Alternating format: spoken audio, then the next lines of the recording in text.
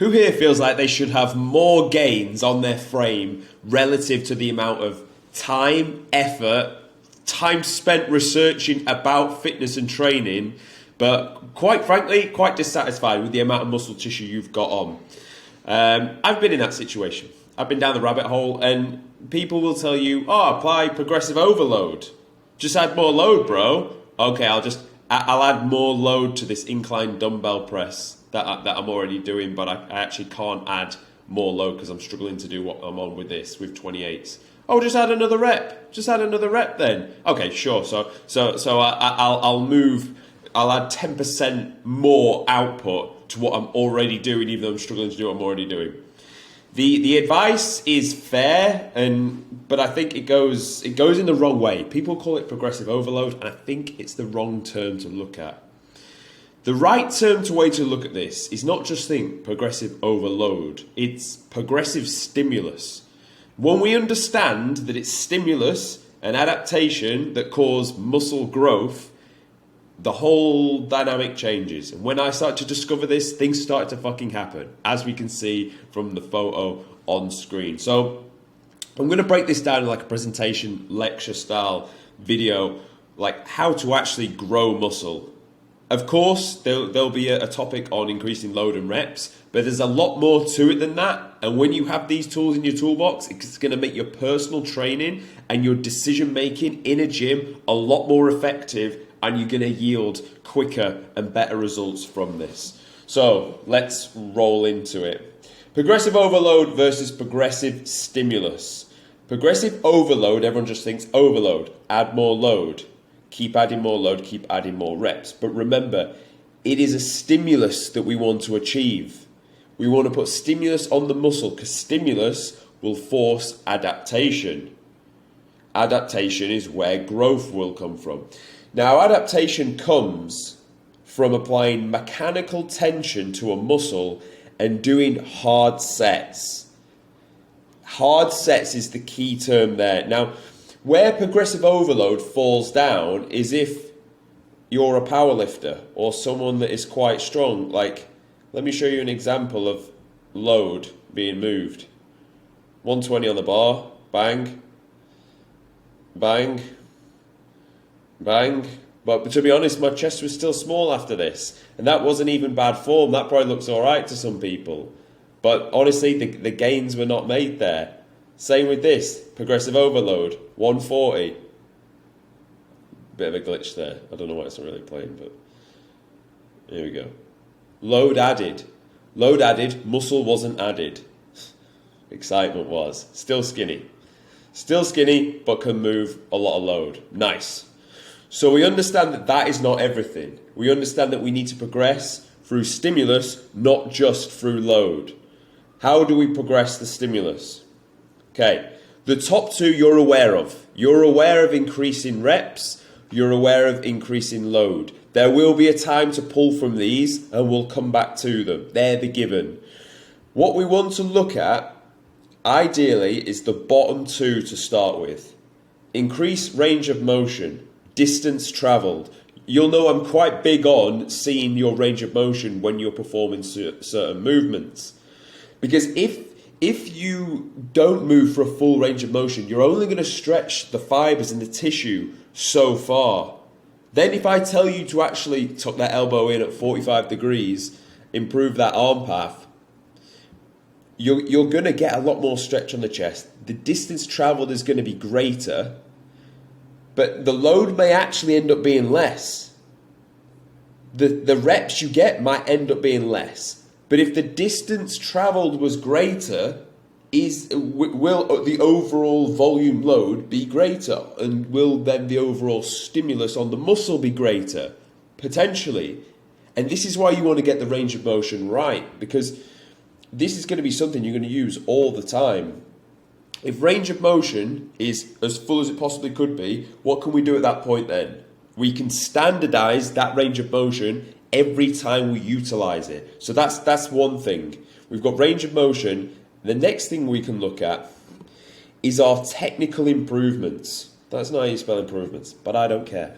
So with the technical improvements, Every rep wants to be performed with the best technique you possibly can.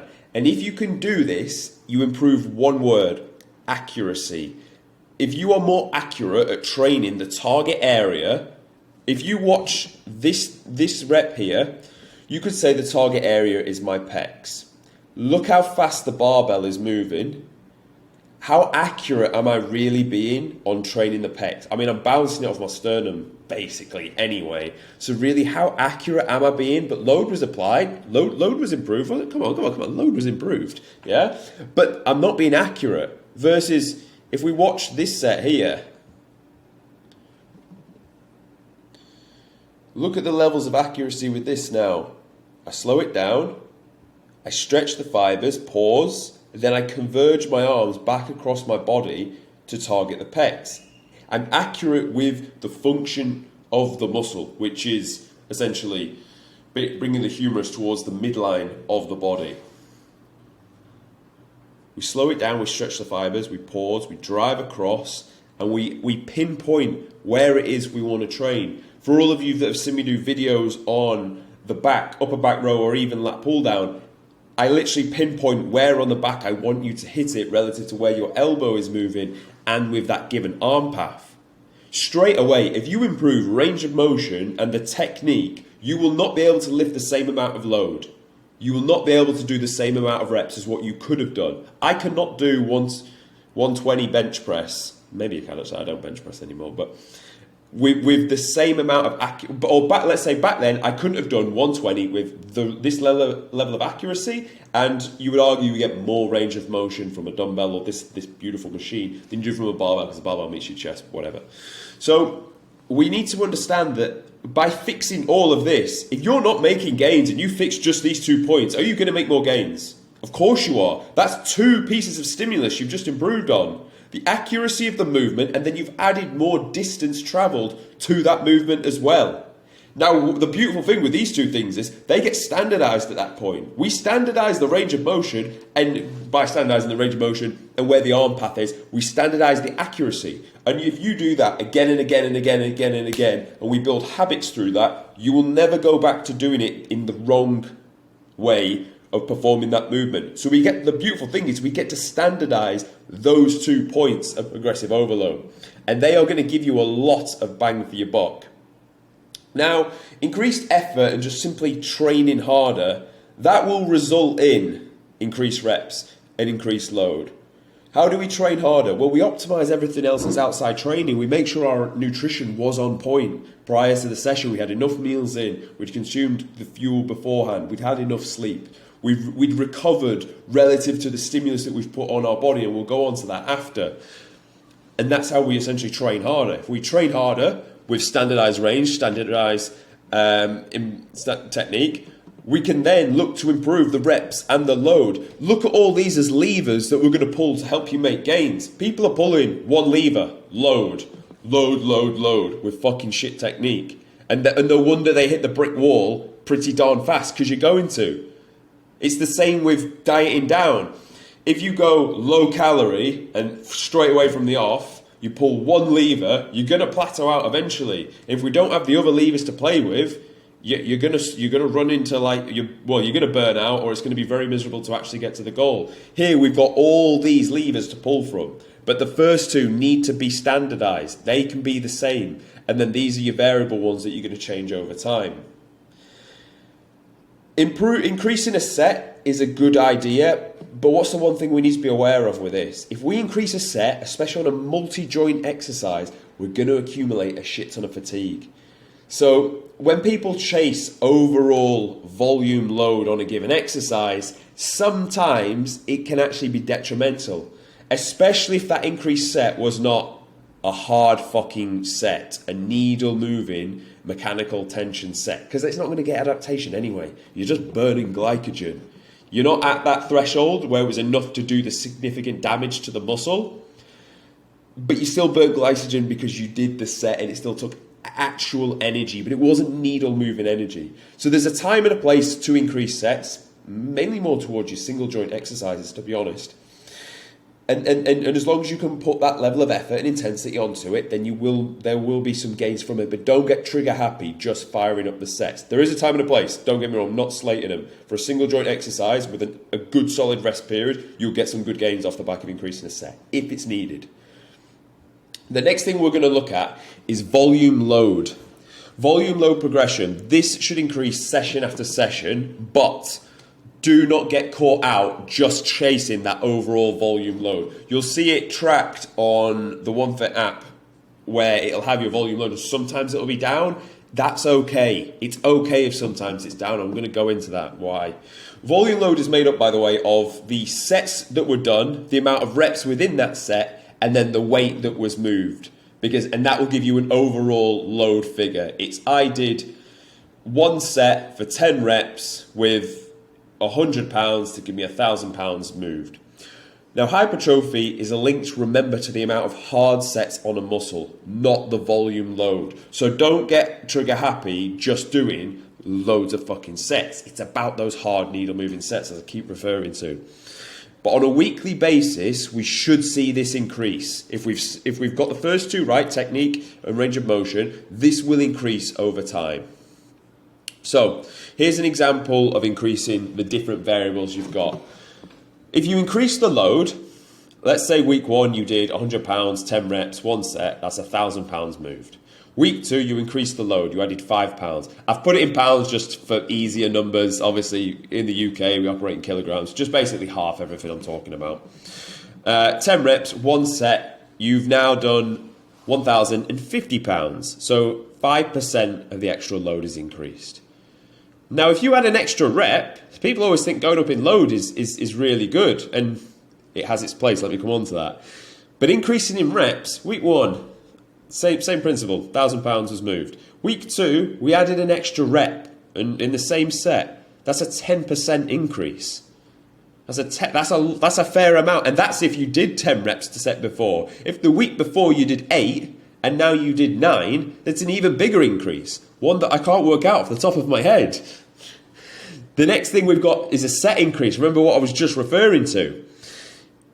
Week 1, same numbers. Week 2, we added, that should say 10 reps, but we added 2 sets. That's a 200% volume increase. So that's fucking drastic. If you're doing that on a back squat, you're going to fucking die. So, when is it the right type to do a certain progression? That's a question we need to ask ourselves. Well, let's say you're doing, we're on the chest press machine. It's 3 sets, two top set, 1 back off. In fact, we'll keep them all the same for easy talk. 3 sets of like 8 to 12.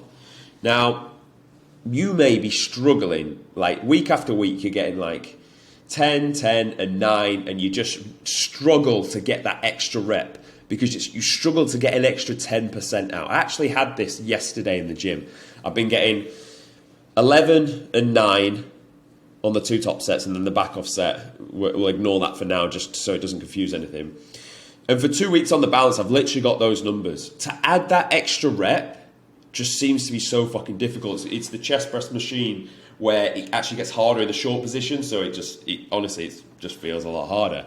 Now, in this instant, to add an extra rep may take me a lot longer, but what could I do? Well, I could add half the percentage and go for increased load. So I did that. Instead of it being 190 pounds, I went to 200. And I still actually got 10 and then 8. So we're looking at like 2 reps less. So actually, it does serve you sometimes to go up in load. And the answer to that is really when it's a multi-joint exercise or something that you're already lifting a lot of load on. Because just to add another like 10 pounds across something big like that, it only increases it by 5%. So actually that will serve you. And that is when, if you have that situation where you just struggle to get that next rep, you know you want to make gains, but you can't get it out, just add a little bit of load, repeat the process, repeat it again for the next week. I guarantee if you drop back to the initial amount of load that was lifted, you will lift more reps that time round. And that's how we get around that stimulus. That's how we get around sticking points. Just remember though, we're not chasing just strength in the gym. It might seem like it, like more strength equals more muscle, and it is kind of true, but what we're chasing is growth. We're chasing adaptation through stimulus, and as a result, we will get stronger. Remember that. It's stimulus, adaptation, recover and grow, and then as a result, the next time you come back, you'll be rewarded with more strength. It's a good indicator to know we should be getting stronger, but it's not, flip it in reverse, if that makes sense. Don't just think, I need to get strength and I'll get muscle. Look at it in the other way. I need to get stimulus, so I get growth, so I get recovery, so I get muscle, so I actually add more strength. Look at it like that as a byproduct, because otherwise you end up being the powerlifter. You end up being like me, trying to bench press loads of fucking weight and not actually getting the growth from it, if that makes sense. Because through like neurological, that was a hard word to get out, gains, you will actually fire up in strength. So be aware of that. Okay, so we spoke about when it'd be good to increase in load. When would it be good to increase reps? This would lend itself on your single joint exercises. Stuff like a bicep curl, a lateral raise, to go up in the load that's normally in the gym, to go up 2 kilograms on a lateral raise that's quite drastic. That is really, it's hard to achieve that. So it would actually serve you to just add more reps until you really are in like that upper end tier. You're going to be doing higher reps anyway, 12 to 15s. When you are getting 3 sets of 15, try the next one, try and get at least 10 and build on that slowly, and then I'd still have my increased reps in my arsenal to use as I go through. So that's when I'd increase reps on single joint, I'd increase load on multi-joint, and I'd add an extra set. Remember, as long as it could be a hard set and a usable set, that would probably come as well with my single joint exercises as opposed to my multi-joint ones. So the last thing we'll touch on is training age and the dosage. If you're a fairly new or detrained athlete, you can expect to see gains come pretty rapid week on week on week. If you're a more intermediate, you can still see gains coming week by week, and you should see some form of a progression, but it's not always just a singular progression. It's not always just load, or reps. It will come from a dynamic means of like one time you got reps and this time you had to increase load, but you're almost using them interchangeably to slowly like move yourself up. And of course then we've also got the novice will still make some strength gains, but I guarantee their technique gains will not be that of the intermediate, which means the intermediate will probably still be able to more accurately challenge the muscle, therefore adaptation, therefore growth. So we need to be aware of that. And the last thing I'll talk about is the correct dosage for you. It may be that if you are fairly new to intermediate, you may do a set and think, fuck, I could have done more load, and then you do it again and you end up getting the same reps or more reps. There's a finite amount of dosage, almost like a finite amount of medicine for an illness that you need. If you overdose that amount of stimulus, your body won't really recover from it. So when you come to do it again, you won't do it again, and you won't get the juice, you won't get the squeeze out of the juice you've just put in. So like people think, oh, if I can get all the way up to this amount of number, I'll have this amount of muscle. But actually, you will get this amount of growth relative to this specific dumbbell press weight you're using. So let's maximize that. Let's cash in that growth.